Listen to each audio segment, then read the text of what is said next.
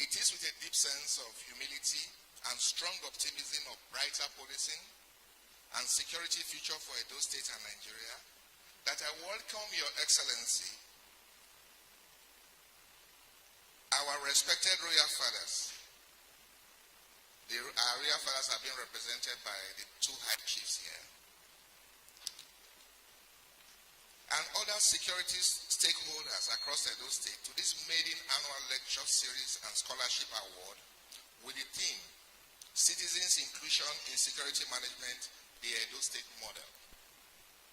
The rich array of strategic stakeholders seated in this hall is a clear testimony to the renewed determination of indigenes of Edo State to make personal sacrifices in support of law enforcement agencies towards presenting a common front that will address security challenges that are threatening our national values and development.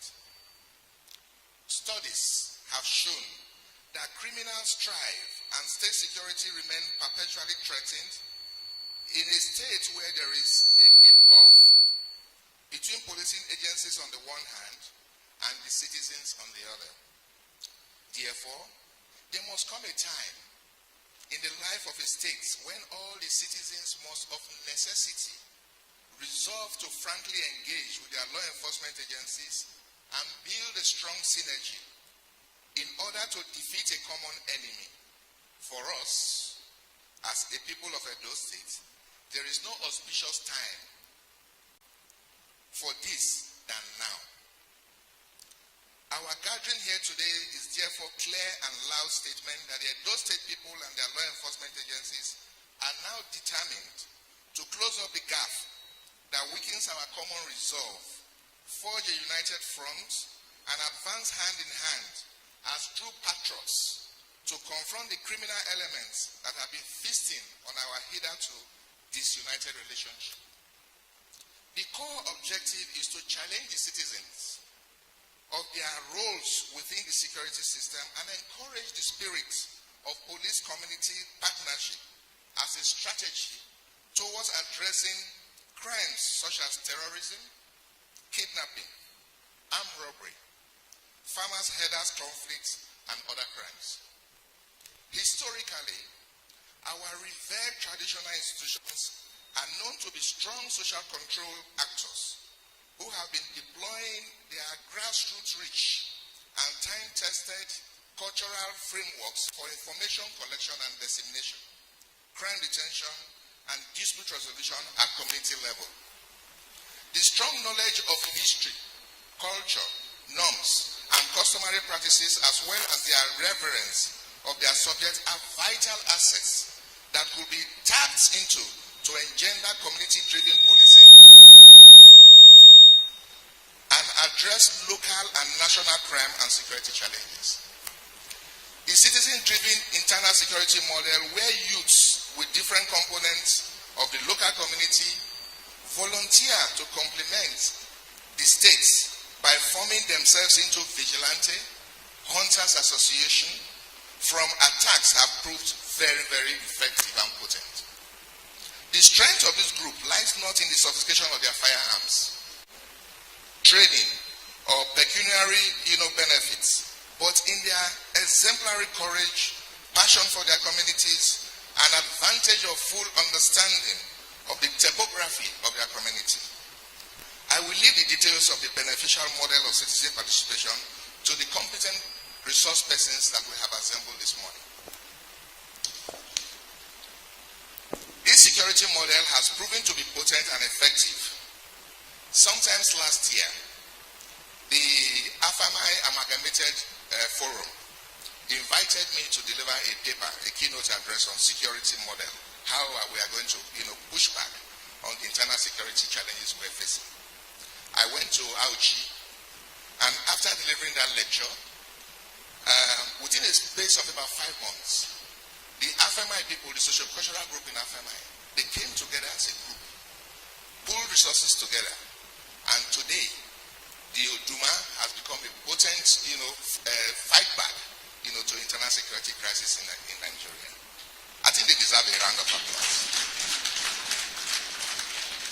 Your Excellency, you also remember that when there was a bank robbery in Esa, it was also the youths who blocked, the highway and prevented the people from going away with the money.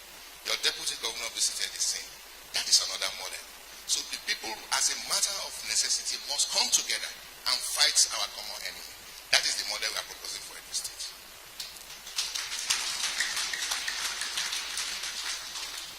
Let me commend our compatriots who have committed enormous resources to put together the donation of kits and accoutrements to assist the 7 local governments in the Edo South Senatorial District, which will be donated today. They are Chief Mrs. Rosemary Osula Mako Atu, Engineer Osa Uwadolo, Barrister Kedi Ahie, Dr. Anthony Edia, Mr.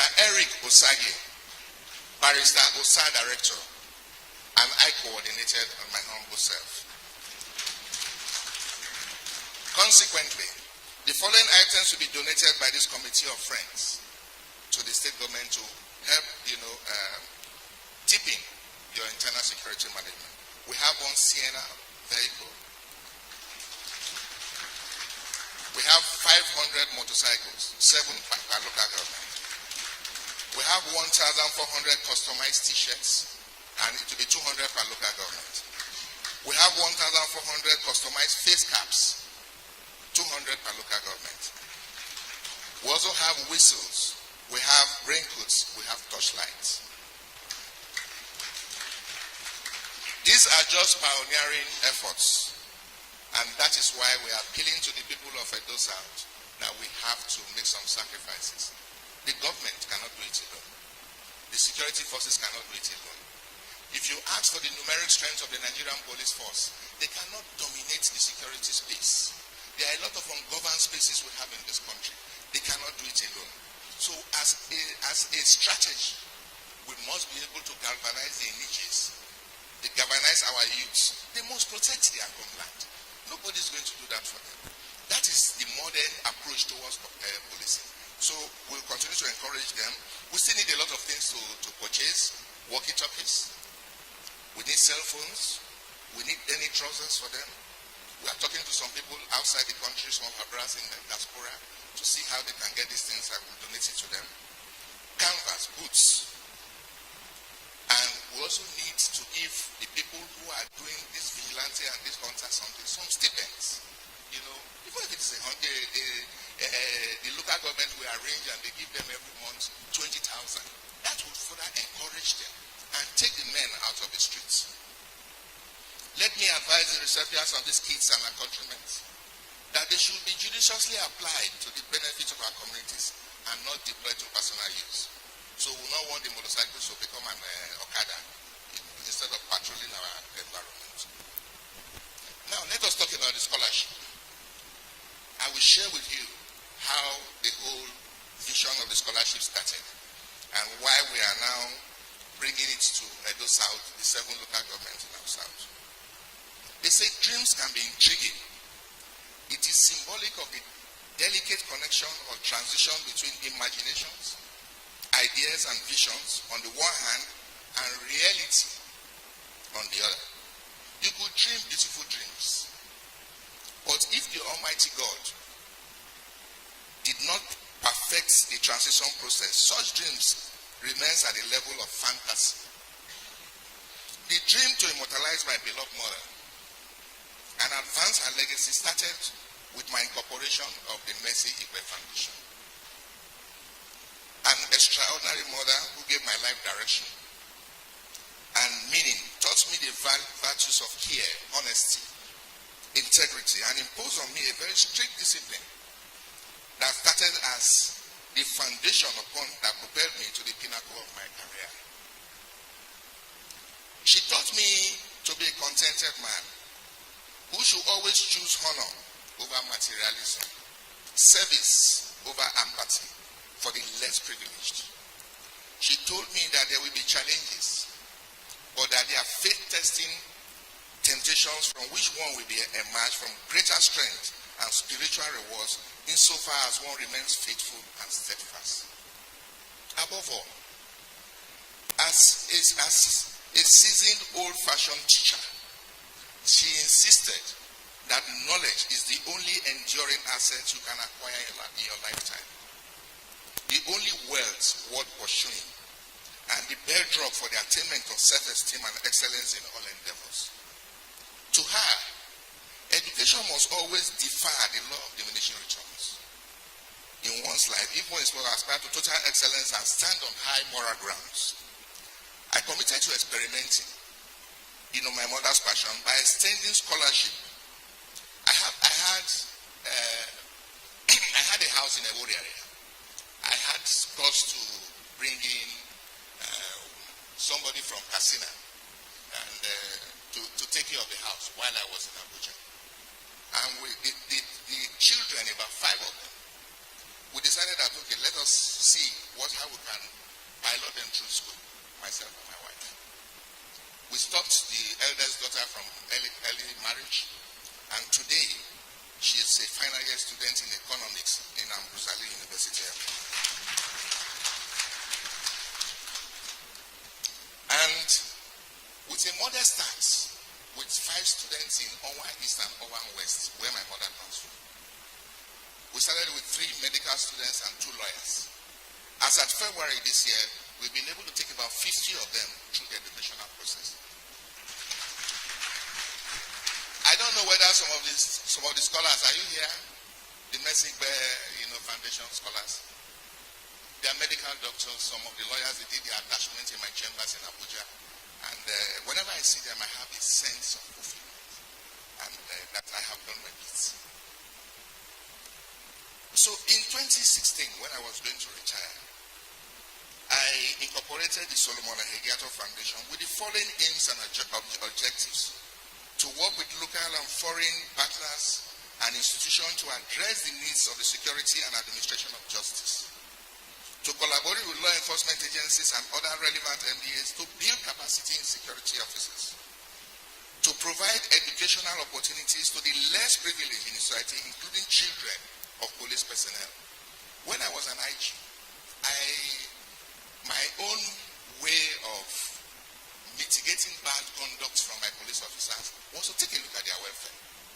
And one of the things I did was to incorporate a scholarship scheme for their children. So if you are a child of any police officer and you die fighting crime, you were automatically entitled to scholarship. And we had primary schools, we had secondary schools. So it was easy for us to process them through those institutions. And by the time I was leaving, I think we already had about 325 of them that have gone through the program. I still want to continue. Police officers, we go through a lot. The security challenges you go through. You can leave your house today and later in the day, you just get to hear that, your husband has been killed. Most of their wives are not skilled. And if their wives are not skilled, they have children and they die suddenly. So what happens? What we are creating is another group of, miscreants in the society. So we must be able to look at how we relate to them. I have decided to replicate the success story of the scholarship program in Owan East and West in the 7 local governments of Edo South Senatorial District: Oredo, Ego, Obaoka, Ovia Northwest, Ovia Northeast, Mode, and Orion. The foundation received 14 applications online, and I interviewed them online. For this edition, we'll be presenting checks to 8 medical students who applied and were successfully screened from the University of Benin, and 1 law student from Ambrose Ali University.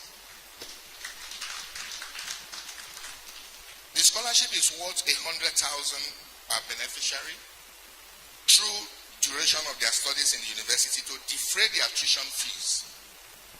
The purpose of the scholarship is empowering the youths who are intellectually gifted and academically inclined, but who may be financially handicapped as they struggle to achieve greatness. It is also to promote academic excellence and prepare the scholars as role models to the youths and society at large. It can also be withdrawn. We also have conditions we can withdraw the scholarship. of the condition is that the student, the scholar must maintain consistently 3.0 GPA. You must not be involved in any activity that will cause us any embarrassment. And the highest level exemplary character and discipline. Most importantly, distinguished guests, my philanthropic activities would not have flourished without the support and personal sacrifices of my friends, associates, relatives, professional colleagues, and aides, most of whom are seated. I have a lot of them. They travel from far and they join me today. Furthermore, the dream would have been a fantasy, but for the grace of God and the support, sacrifice, and motivation of a number of invaluable God-sent personalities. In this regard, I recognize my wife, my children, my siblings for sharing this vision with me. I also owe my uncles, Chief S.O.U. Igbe and Professor Sam Ifidon, a lot of gratitude for guiding me through the initiative and accepting to be part of this, this thing. It is on this note, ladies and gentlemen, that I wish to welcome you all to the maiden edition of the Foundation Lecture and Scholarship Awards, and to thank you from the unfathomable depth of my heart. In rededicating myself to the service of our dear Edo State and our beloved country at large, I can assure that by God's grace, the scope of the foundation should be constantly expanded to accommodate more beneficiaries as the year draw on and Lord endows the foundation. To all the distinguished guests who took out time to grace this occasion, may the Almighty God advance your posts, reward you beyond your imaginations, and grant you journey mercies back to your various destination. I thank you for this honor. The topic at hand is citizens' inclusion in security management, Edo State model. The title of the topic itself raises some controversies. There is a controversy whether or not the title itself is not a misnomer. There are three views on the question whether there is anything like Edo State security management or model in security management. The first group or thinkers is of the view that Edo State security management approach, perhaps they argue cynically, does not exist, that there's nothing like that. These commentators are those who are of the view that the title itself is a misnomer, that if there is no model of managing security in Edo State, then you cannot be talking of Edo State model. But that is the second view. And that view maintains that there is indeed Edo State model. The third opinion is that of the optimist, who postulate that whether or not there is a Edo State model, there is a Edo State security management system that can be improved upon and will transform into a true Edo State model. And I belong to this group. I don't belong to the antagonist of the system. I do not also belong to those who are protagonists of the system. I belong to the optimistic group. I am an optimist that even if there is no model, there is something on ground that can be improved upon. And it is in view of this that I see this occasion as very apt, and indeed, I see the contribution of Dr. Solomon Arase and his foundation in that from that perspective. That there is something that can be improved upon, and that is why we are here. And the foundation, I assume, expects all of us who are stakeholders to brace up and ensure that we contribute to the security architecture of the state, so that there can be a true Edo State model. Now, having said that, the other point that I will quickly like to make is that there is no country without security challenges. There is no country. Right from the time of creation, there has always been security problems. Our own is not in any way different. However, our own security challenges have become extraordinary. Why is it so? There are so many reasons. People talk of the deep root causes of insecurity in Nigeria. They look at the deep root causes of insecurity in Nigeria. And I've tried to look at all of them. There are so many theoretical formulations about why we have an extraordinary security challenge in this country. Some talk of remote causes, some talk of immediate causes.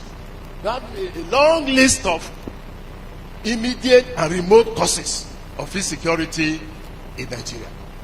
My view is that no matter how you try to explain the causes of insecurity in Nigeria, be they remote, be they immediate, they boil down to deficit in security management. All of them boil down to deficit security management. Why do I say so? I say so because what is security? Security has assumed an enlarged meaning these days. Originally, people saw security as meaning threat to internal and external threats to a society, in terms of defense, in terms of attacking the enemies that are likely going to come from outside.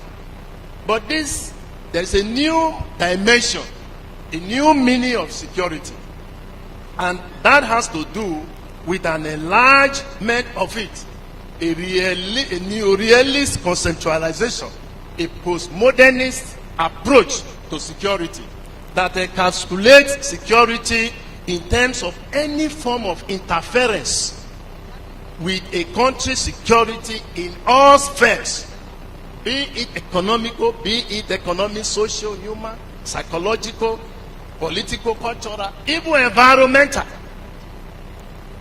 Food, in terms of even food security, that there can be food insecurity, there can be human insecurity as a result of failure by those in authority, by the system, failure by the system to provide for basic human needs. And I also talk about deficit in security management. What is security management? This involves ways of providing security technologies and strategies which can be used to mitigate security threats in the environment. It is the process of creating a conducive and proper environment within a given society. It requires planning, organizing, controlling the process of ensuring that there is peace, there is law, and there is order. It also entails leading and motivating the security personnel, funding the security architecture, and of course, security manager becomes a thinker, not just a doer. Because the essence of political leadership can be synthesized into several variables of which security is the first and foremost. In other words, security deficit is what is responsible for our security challenges. You stay like. However, in Nigeria, even though there is no society that doesn't have security challenges, in Nigeria, we have an unimaginable level of criminality, commission of crimes that were never committed before. I know, just yeah. We now see crimes that have never been committed before. Perhaps not even in the days of Sodom and Gomorrah. We see them being committed in Nigeria.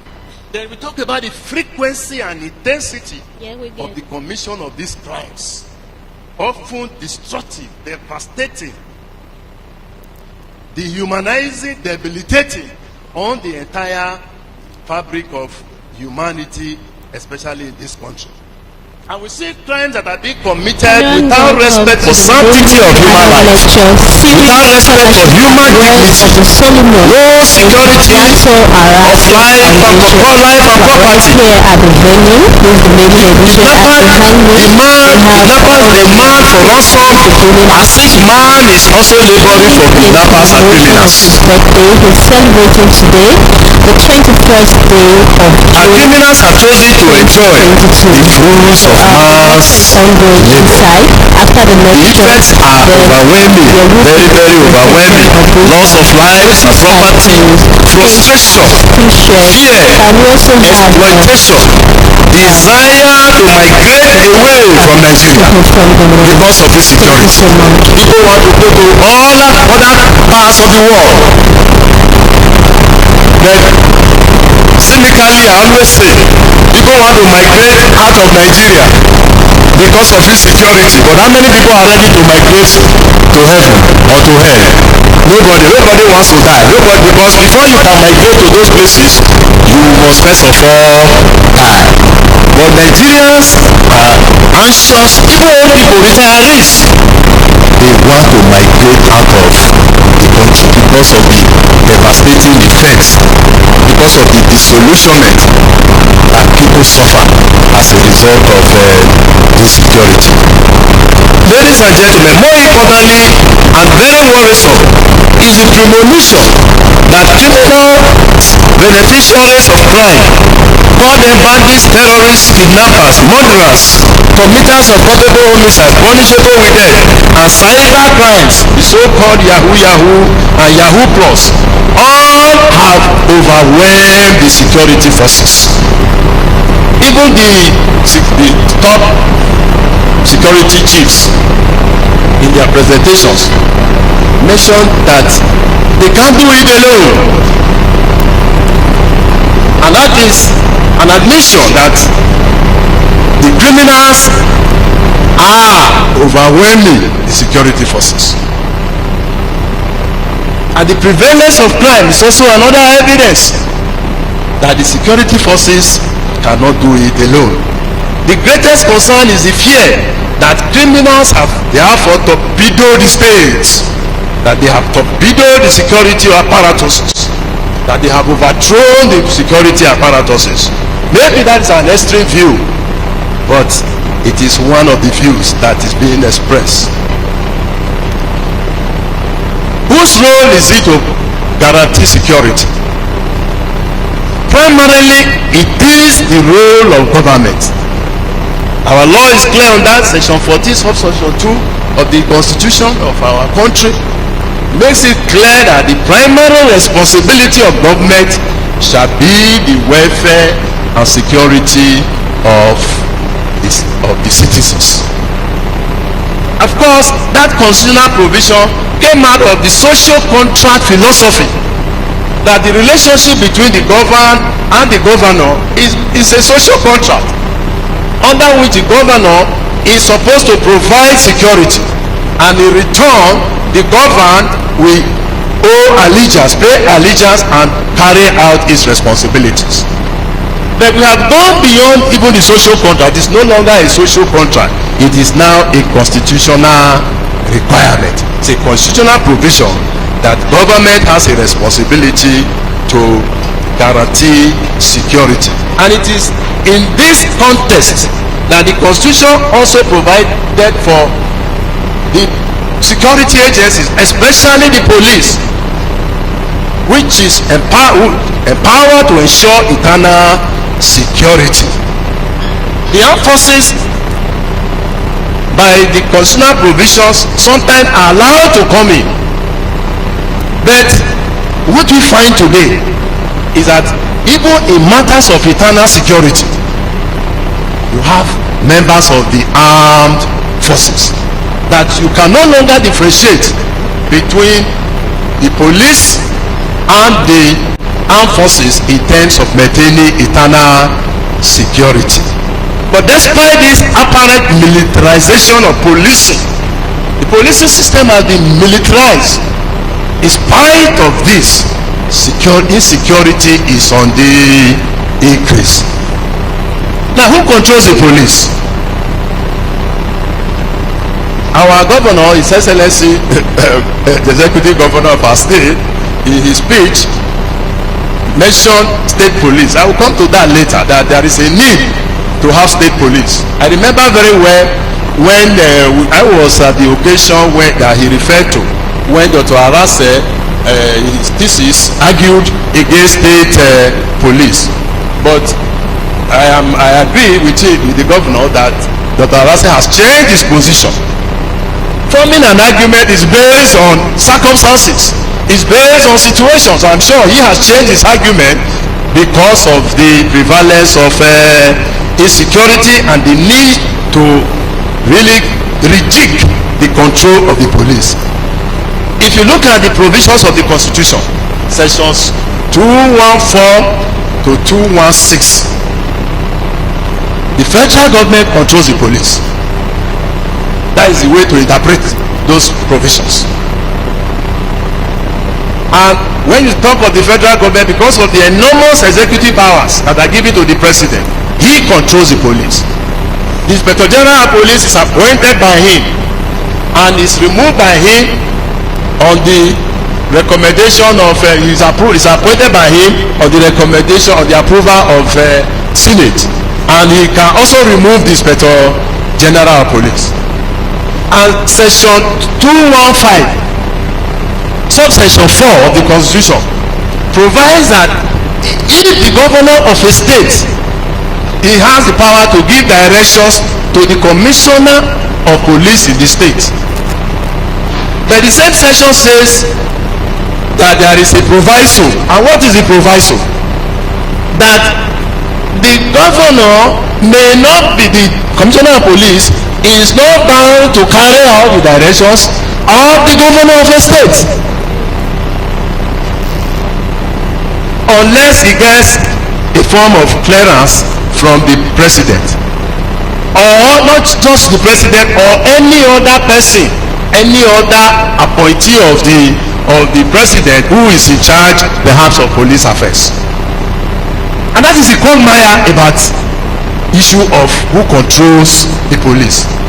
Theoretically, it is possible for the governor to control the police, but in practice and in terms of the kind of politics we play, do governors really control the police? The police, they are here. Maybe when we come to discussing, they can tell us whether the governor actually controls the police. But my view is that to some extent, because the Constitution provides that the governor can give directions, but to the other extent, the police can refuse to obey the governor if the president or somebody appointed by him in charge of policing says no, don't obey him. And of course, under our system, you should always know that a lot of things, politics, can always influence who controls the police. This is a very serious problem. And police is in the exclusive legislative list. Police and other armed forces, other security forces, they are in the exclusive legislative list. So strictly speaking, by constitutional interpretation, the state cannot legislate on police and security forces because it's outside the purview of the state house of assembly. And it is for this that I believe that our governor, like many other people, clamor for state police. But the problem has always been the fear of what the governors can do with the police. And that was what informed my earlier proposition about 20 years ago, that we didn't need state police. But the question now is, what is the president doing with the police? So if we ask the question, what will the governor do with the police? Then we also ask the question, what is the president doing with the police? It's just a matter of who is in the saddle, who is in charge, and what is his own attitude, and the point that he wants to score. But what is important in this lecture is the primacy of state actors in security and their contributions. That security is under the states, and all state actors are primarily responsible to ensure that we are secure. And in fairness to them, in my paper, I have extolled them. There are so many things they have done, and I joined the Commissioner of Police and the AIG to agree that the state government has done quite a lot of things for the police, just like in many other states. But again, it's not their money, it's our money. It's from security votes, and that is a different question. I don't want to go into the controversy of how fat the security vote is and whether they account for it. I don't want to go into that. Maybe for another occasion. But for this occasion, what we are saying is that the state actors are doing well. They give money, they give equipment, they do all sorts of things in the interest of security. And come to talk about it, we have survived in our own way, in view of the fact that the state actors have done quite a lot of things. We don't have time. I've enumerated them in the details of my papers, but my view is that they have done quite a lot of things. They may not have done enough, because if they had done enough, perhaps we would not be in this kind of state of insecurity. But they have done much, and we need to acknowledge what they have done. Now, to the question of inclusion, responsibilities of citizens. This is where I have said that the significance of this occasion and this lecture is to bring to the fore the responsibilities of citizens. It's very easy to criticize government that they are not doing well, state actors, that they are the ones responsible. They may be, but we are also responsible as citizens. First, let's realize, in accordance with the law provided by the Constitution, that citizens have responsibilities to assist. Let me read section 24 to you. Section 24 of the Constitution. Because a lot of people are in doubt.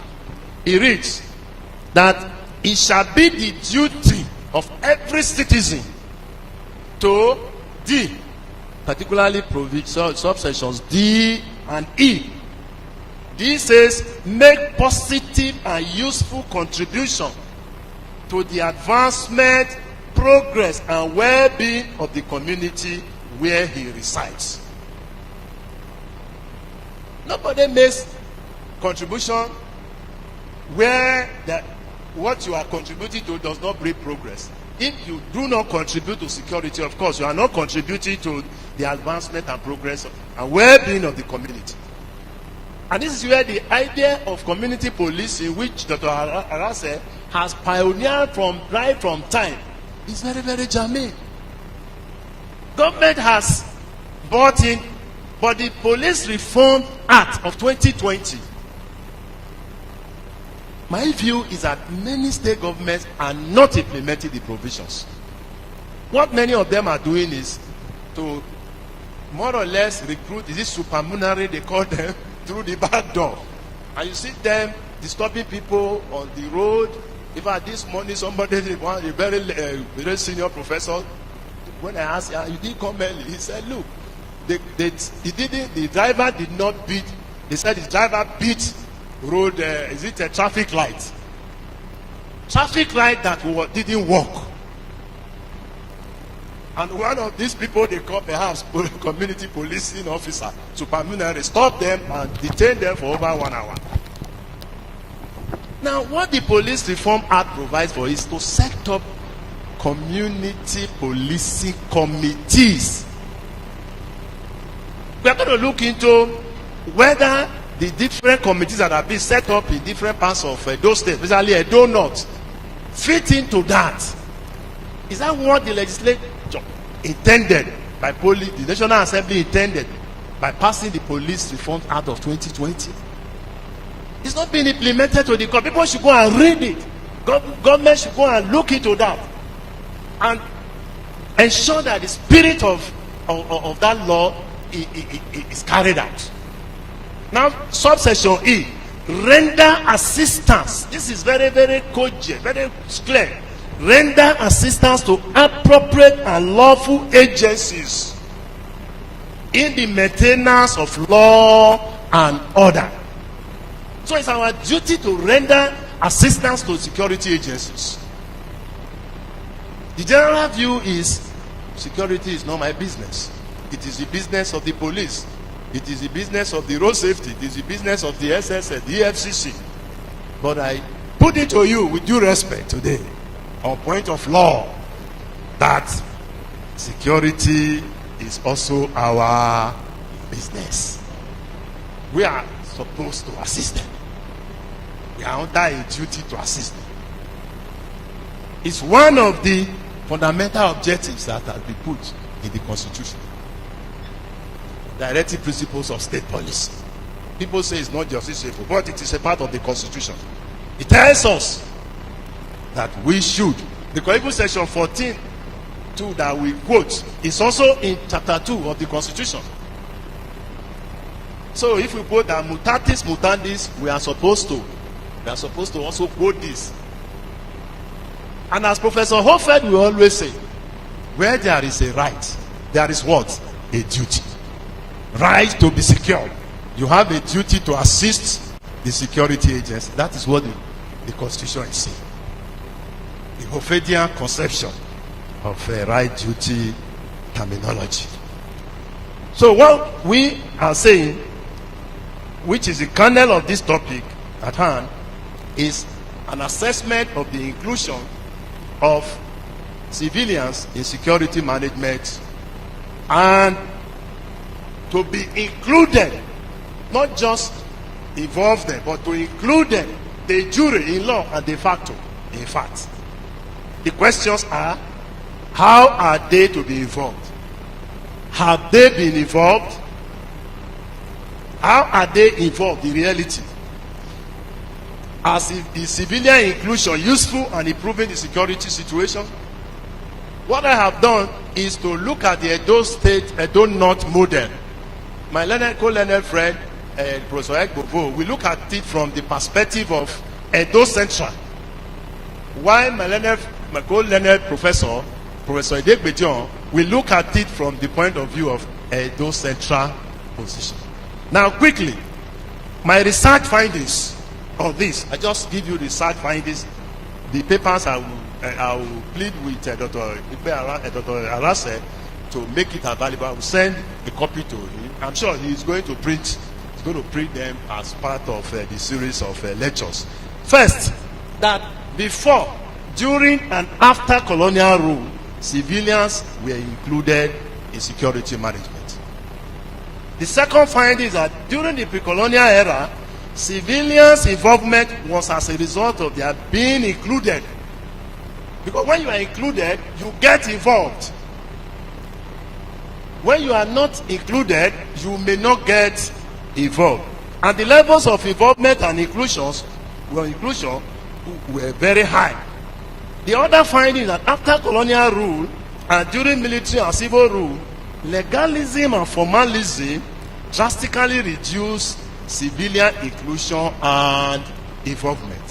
The laws tend to say, oh, security agencies, you are the one responsible, with little or no emphasis on the inclusion of civilians.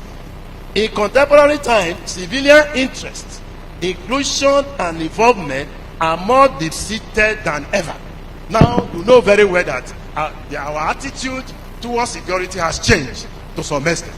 We want to be involved. We want to be included. Why? I've given some reasons. One, commission of so many heinous crimes. So many heinous crimes have been committed that have never been committed before.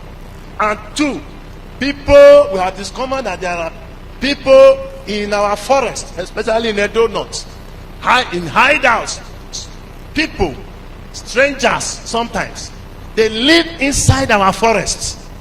I have identified over 50 forests in Edo North where these people live. And more often than not, with the connivance of some people, especially traditional rulers, with due respect. And our research shows that in return for money and for cows, MLR, they call it, some traditional rulers put people, they give possession of forests, sometimes evil forests, to strangers. Forests that we don't even go as indigenous. They give possession to them, and they stay there with all their committing nefarious activities. The other reason is because of the effect, the debilitating effect and impact of the activities of these people. People are now more involved, and they're also more conscious. Even abroad, a lot of the people, I will soon tell you that a lot of the people who are even championing security issues, inclusion of civilians in Edo North, are people who are overseas. Some of them have not even come home for over 20 years, but they talk about it, they are involved, they are making contributions. So there is more security consciousness on the part of people at home and people in diaspora. And government has also consistently called and encouraged civilian inclusion. So also security agencies, they are also calling for help, for assistance. One of our very senior officers who is in charge of policing in Edo State also mentioned it when he said they cannot do it alone.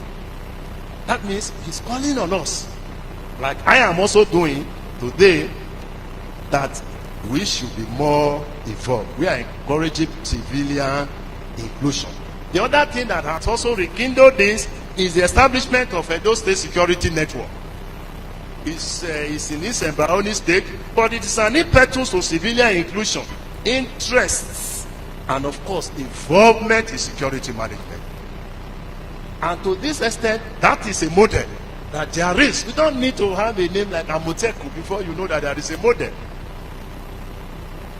But it's a broad name, Edo State Security Network. Whether there is actually a network is a different thing altogether. So in Edo North, civilians are currently involved and are included.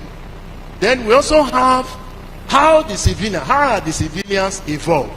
First, you have the existence and indeed proliferation of vigilante groups. Vigilante groups all over Edo North. There is hardly a community without vigilante groups. And these groups are financed by the local government, but very poor stipend. The other day, the Owan West one, during my research, I asked him, how much do you pay each? He said they were being paid 5,000 naira per person, but he has just increased it to 10,000. That's an upward review, but it is poor. For somebody that is in charge of security, who takes risk, you give him 10,000 naira a month, and what do you expect of him? Corruption. What do you expect of him? Indolence, incompetence. It will not be serious. So that is an area that the local government and all those concerned should look into. Of course, different communities, the CDAs, are also helping to finance. And in my paper, I have brought out the classical example of Oakmiller community. Oakmiller community has a community development association. And one of the things they have done practically is to set up a vigilante group.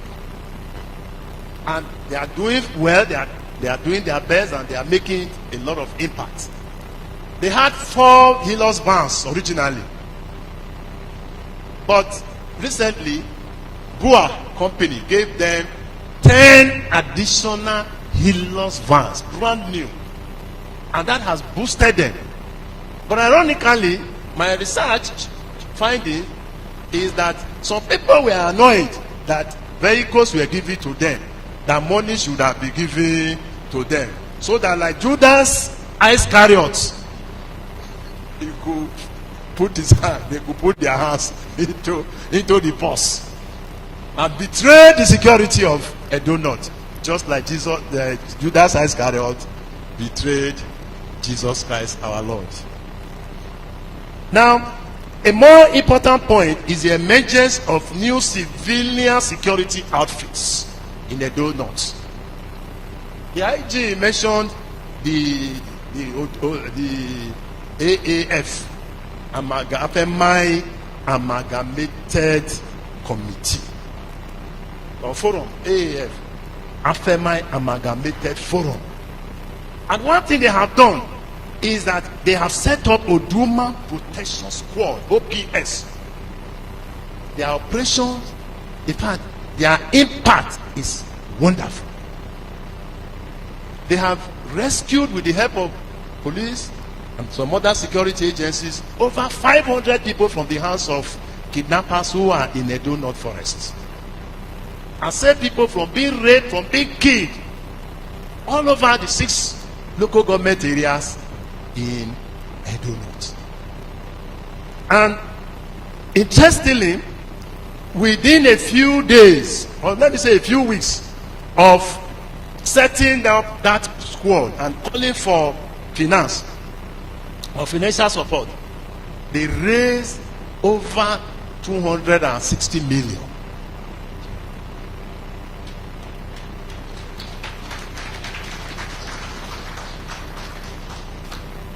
It's wonderful, it's marvelous. Some of people are here, I can see them. I don't want to mention the names of the contributors for security reasons. But it's marvelous. They have done exploits and successes within a short span of existence, of their existence. They've rescued people all over, and they have trained and developed people and vigilantes and hunters on information gathering and management, field combating, problem solving attitude, PSA, technicality of security systems, observation and monitoring, and even risk management. These are sophisticated security training that they have given to these civilians. And no wonder that they are doing well. And in our West, of course, the Ora Ekmen, you have the Ora Ekmen security outfit, also OSO, which was the initiative of Dr. Solomon Arase, IGP retired, who encouraged the Ora Ekmen Development Association to set up the security outfit. And of course, he started the project by giving money, donating face caps, t-shirts, and other equipment, just like he has done here today. And so far, 60 persons out of 150 have been recruited. 60 out of 150. And any moment from now, there will be a formal launch so that the community will be aware of its existence, so that when they see them, they will not think that there's some strange people have taken over the security of Ora and Owan West. And I from my interview with the members of that association, they have written to the Commissioner of Police that they should come and screen, that the police should come and screen the 60 people that have been recruited, so that it also does not end up having miscreants and people with criminal records infiltrated. And this is very important because this is one of the problems we have with this proliferation of security outfits. And I hope that the commissioner will judiciously and expeditiously grant that application so that there can be an improvement. Then in Akoko Edo, incidentally, one Dr. Bagudu is the chairman of the Akoko Edo Security Network Committee. He is based in Maryland, in the US, and he coordinates everything, including even a recent meeting that was held by traditional rulers and other stakeholders in Igara, where they approved the existing vigilante system and voted some good money to that system. In other words, it's not only people at home, but people even outside. They are also getting involved because they are included. Then you have inclusion and involvement of corporate bodies. I mentioned BUA, and you also have CETRACO, you have SCAF that are handling all these things, and of course you have the Arase Foundation, so many of them, so many that time will not permit me to list. Then you have faith-based organizations, the churches and the mosques. Sometimes we think that it is only things of heaven that concern faith-based organizations. No! Security is very important. Without security, you cannot worship God. You cannot serve God. You cannot fellowship. You cannot. You cannot. In the Garden of Eden, my view is that it was the point at which if security broke down, that Adam and Eve were thrown out of the garden. Yes, because the environment was no longer conducive for fellowship. And God said, you must go. So you need security. The Ondo example. In fairness to churches in particular, and even mosques, they have ushers. They have ushers. But those ushers, are they trained?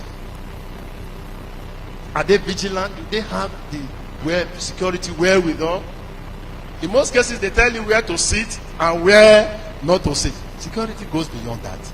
If we had a proper security system in Owo, I'm sure the colossal loss that we had there would have been mitigated. So beyond praying is very important because it's the key.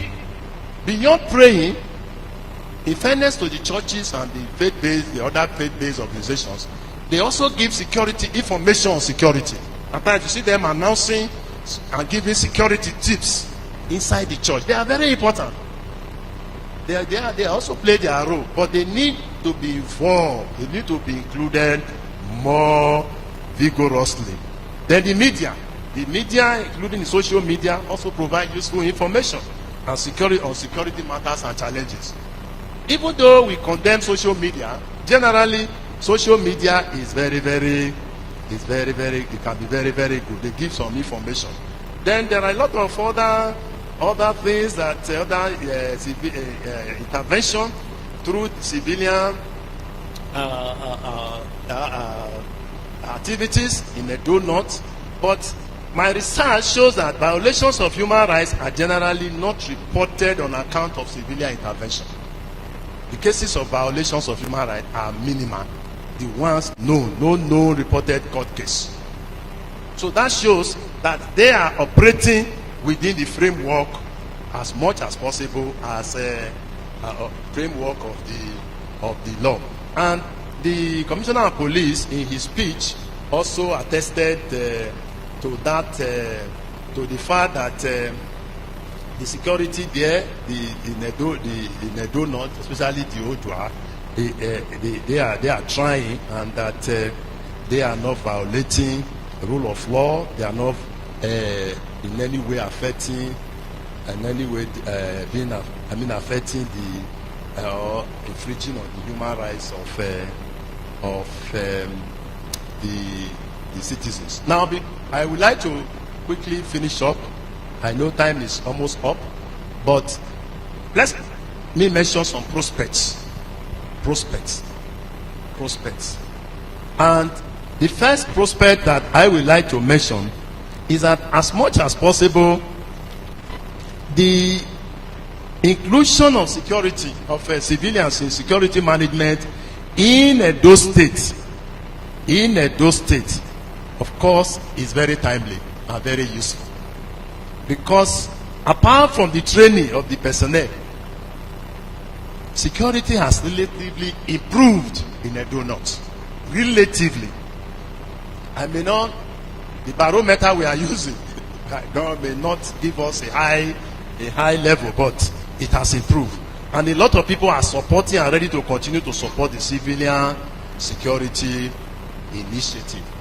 And the prospect of being able to raise money is also high, even though it's one of the challenges. And that leads me to mentioning some of the challenges. First, the requirement from the Edo State Government Security Network. I understand that these outfits must comply with some requirements. They should not be made burdensome. They shouldn't be made burdensome at all. They shouldn't be delayed. Because time is always of the essence in security matters. And there is a need for more sponsors to finance, these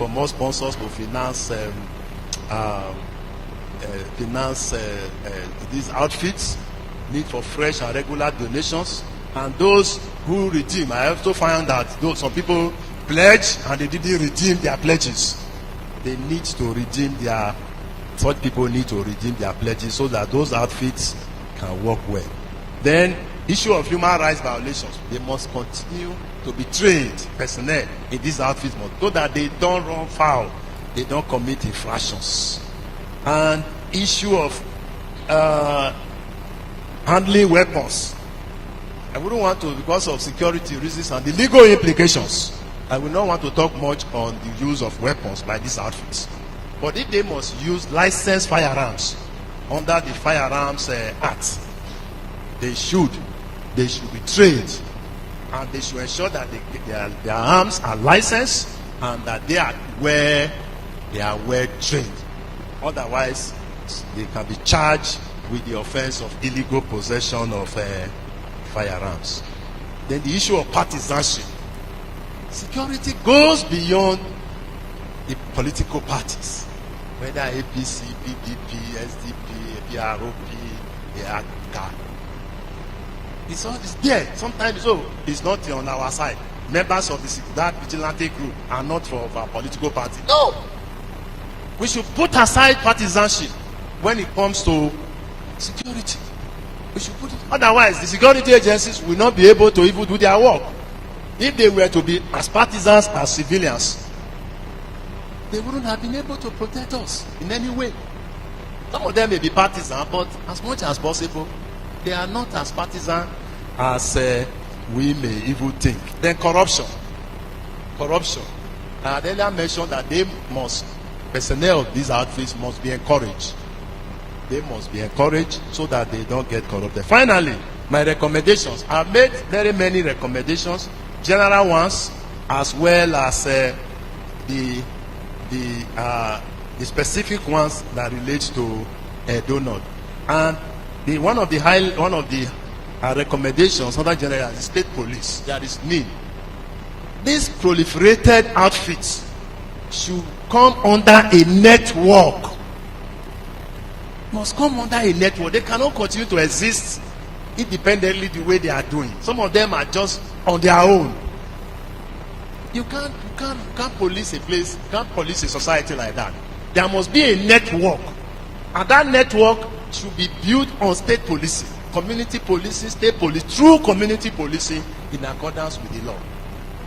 This is very, very important. Otherwise, very soon, these same vigilante people may become terrorists against us. They may become terrorists against us. So there must be a network. And as I mentioned, security goes beyond defense, internal and external threats, development. Government must play its own part in developing this nation. Elections are coming. This is the time for people to choose those they believe can bring about good governance, so that our infrastructure can be improved upon, employment can be created, there can be investment. Then there must be tolerance, religious tolerance. In Edo North, even we have a large population of Muslims in Edo North, but my finding shows that religious tolerance is very, very pervading. There is no religious intolerance such when it comes to security. The people in these outfits are mixed. Some are Christians, some are Muslims, some are even traditionalists. But we need tolerance. We need tolerance, and we also need to ensure that we propagate our social values of integrity, honesty, transparency, truthfulness, hard work. These are imperatives that are not reducible at all. And the legal system must be strengthened, the justice system. Because all said and done, it's not just to make laws, but the enforcement of the laws. And these outfits are part of the enforcement machinery, they have now become part of the criminal justice system, the justice system. So we need to ensure that we strengthen the system so that justice can be dispensed effectively and justly. Then we also need a situation where people should learn to volunteer information. Gone are the days when we say if you tell police, give police to information, police will tell the person that you have mentioned his name. Police, do you still do that? No. Thank you, sir. So be rest assured that they don't divulge information you give to them. No. Then at the specific level, I've mentioned training and of course regular combing of the forests. The enemies are in the forest. The Edo State example shows that the enemies are in the forest. And the Odua has consistently and regularly combed the forest. And that should continue. Because if they have no hideout, they will go away and leave Edo North and Edo State in peace.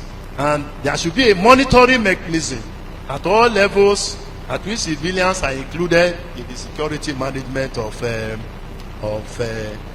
state. And of course, there is need for all security outfits to be integrated into the Edo State security network. Those in Edo North should be integrated. And then finally, by way of conclusion, you will agree with me that insecurity is a threat to individual and collective existence. It endangers many parts of the country, many parts of the state, Edo North, not excluded, and in fact, these had numerous security challenges. Although the cost of the prevalent insecurity in the country is difficult to measure in monetary or real terms, yet unquantifiable human, financial, and material resources have been lost. It gives sleepless nights. It robs people of freedom to physically and mentally get on with their daily activities without fear of molestation, violent attack, and untimely death. All, however, is not lost, as both state and non-state actors are rising up to the challenges. While there is the need, however, for political leaders to live up to expectations in performing their constitutional function of ensuring security of life and property in the country, the call for civilian inclusion in security management is long overdue.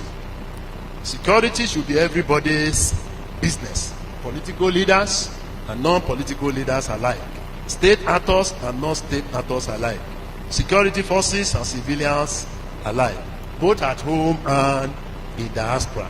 With this kind of collaboration, the current insecurity that has reached a crescendo counterpoint can be surmounted.